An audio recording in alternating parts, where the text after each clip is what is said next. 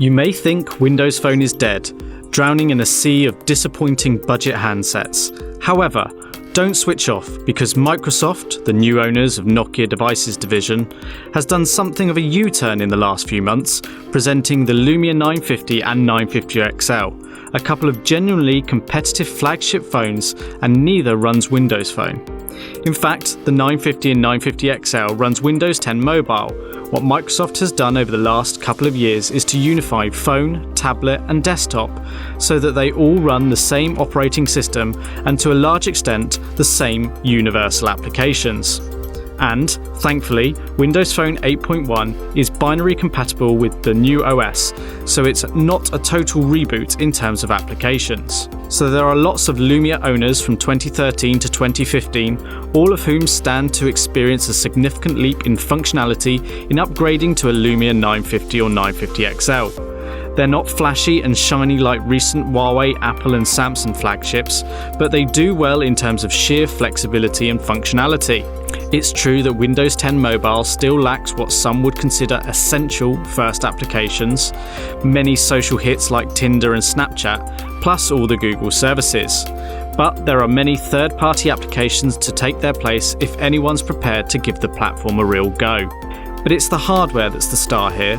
Of course, the Lumia 950 and slightly larger and slightly higher spec Lumia 950 XL. I'm a big fan of hardware that allows the battery to be swapped, so many people hit issues with underperforming batteries after a couple of years. Being able to simply buy a new battery and pop it in is quite simply perfect. Add in the potential flexibility to keep a charged spare in the car glove box or briefcase, and your smartphone effectively gets a new lease of life. And so the whole back section of the 950 or 950 XL pops off, showing the battery slotting in neatly and, thankfully, a microSD slot.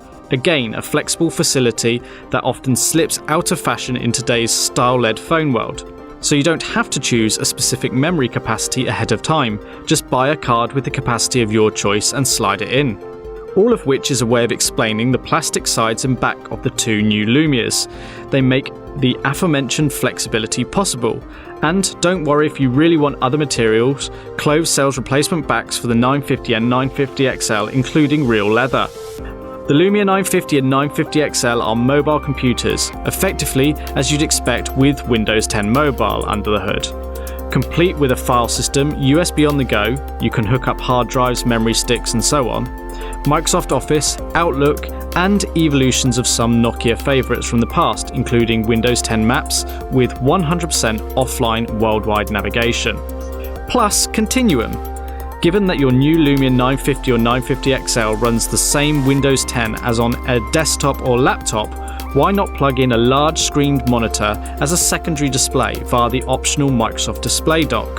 Hook up a mouse and keyboard, also wired directly or via Bluetooth, and any universal applications are able to take over the extra display as if you were using a traditional Intel-powered processor inside a PC case.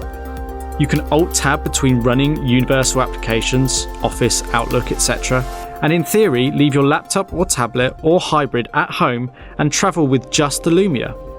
Find an HDMI capable or Miracast compatible display and you're in business, anywhere. Will Continuum take off? Hard to say, but it's certainly a unique selling point.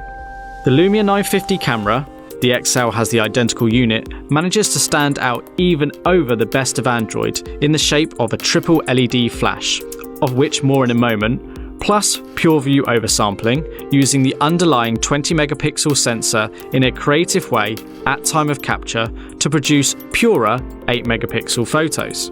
It works well, plus there's familiar pure view zoom, effectively smart cropping into the sensor resolution but maintaining the full 8 megapixel detail. Every smartphone flagship seems to have its manufacturer's favourite image processing / multi-shot trick, and Microsoft's is rich capture, with up to 3 shots being taken at once, at different exposures and or without flash, and then after the fact, at your leisure, sitting on the sofa, you can edit the shot using an on-screen slider to change the blend of the different shots taken. So you might increase the HDR effect or perhaps change the degree of flash used. Rich capture works brilliantly when it's available, and with the Lumia 950 range, Microsoft has added intelligence so that it doesn't kick in if the algorithms in the camera don't think you'll get any benefit from the feature. This makes more efficient use of the phone's storage and other resources. The triple LED flash is not just there to add brightness. The LEDs are each tuned to a different colour, and so the flash produces the perfect flash colour to light up any evening shot and get the colour balance right. Apple started this trend with True Tone and dual LED flash, but Microsoft have taken it one step further and it works really well, with the caveat that there are issues with red eye, blinking and so on. Or just shoot without flash, the camera's usually up to it.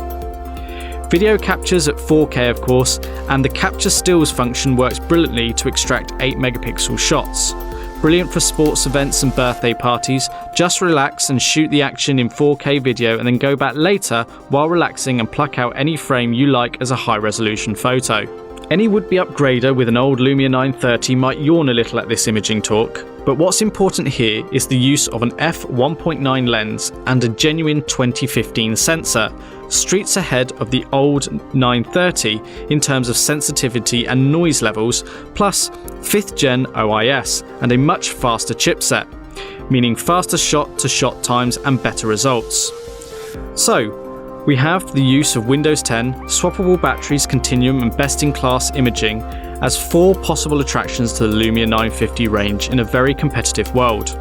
Match these with genuinely competitive internals, a Snapdragon 810 processor with liquid cooling on the Lumia 950 XL and a Snapdragon 808 on the Lumia 950, 3GB of RAM, 32GB internal storage plus that microSD capability.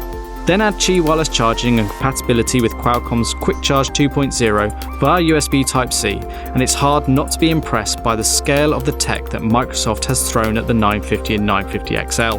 One area which may prove controversial is that Microsoft has chosen to go with iris recognition rather than fingerprint scanning for the onboard biometrics. The Windows Hello system does work. You power up the lock screen, and a second later your irises have been scanned and you're in, bypassing the need to enter a PIN. However, in real-life use, Windows Hello takes much longer to work than fingerprint scanners on competing phones, and I do think Microsoft should have gone with the fingerprint system, or even had both on board to give the user options. Smartphones now saturate the phone market, and almost everyone considering the 950 range will be coming from a smartphone of some kind. The two devices are perfect upgrades for most owners of older Lumias, though it's hard to see many Android or iOS fans switching platforms and ecosystems overnight, however appealing the Windows 10 attractions are. The 950 range comes with my recommendation overall, but do investigate aftermarket replacement backs for it. I doubt anyone can live with just a white or black plastic 365 days a year.